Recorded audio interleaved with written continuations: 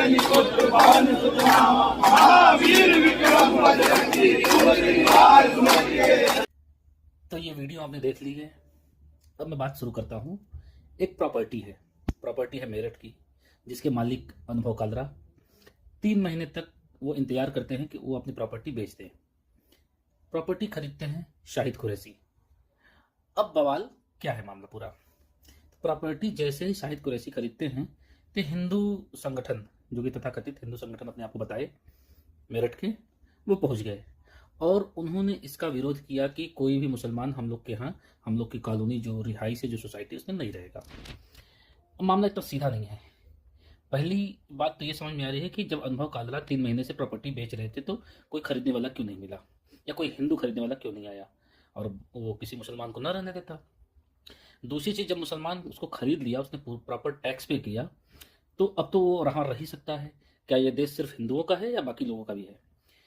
तीसरी चीज जो मैं समझ पा रहा हूं कि यदि मान लीजिए कि मुसलमान इस देश से बाहर हो जाए, तो क्या जो हम लोग के संकुचित मन में जो भेदभाव चल रहा है, क्या वो खत्म हो जाएगा या फिर वो जातियों में ट्रांसफर हो जाएगा।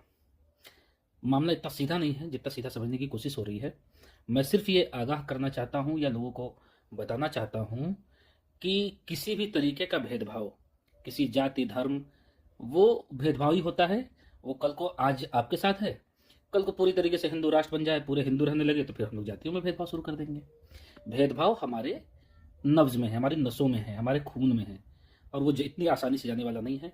और इन सब चीज़ों में एक बात और जो सामने आई, वो ये है कि वो थाने पर दबाव बना रहे हैं कि इस जैसे जो असंवैधानिक कृत्य वो कर रहे हैं हिंदू संगठन, उसको सही ठहराने के लिए और उनका ताला मरवाने के लिए वो थाने में धरना दे रहे हैं और वहाँ हनुमान चालीसा गा रहे हैं। तो धन्य है ये सोच रखने वाले। इस पर काम करने की जरूरत है। जब बात हुई शाहिद कुरैशी की, तो उन्होंने कहा कि भाई हम 1 करोड़ रुपए दिए हैं, 1 करोड़ हमसे कोई दे दे और हम छोड़ने को हटने को तैयार हैं। मैं उनके पक्ष की मानसिकता को भी समझ सकता हूं कि सोचिए कि जो मेहनत से इतने एक प्रॉपर्टी लेता है, उसके बाद उसको मुसलमान होने का खामियाजा और लोग इस तरीके से विरोध करें, तो उसकी मनोस्थिति, उसके परिवार की मनोस्थिति क्या होगी, ये भी समझने की बात है। मेरा एनालिसिस था, मैंने आपको दे दिया। बाकी बने रहिए विनीत के साथ। लाइक शेयर एंड सब्सक्राइब करिए। धन्यवाद।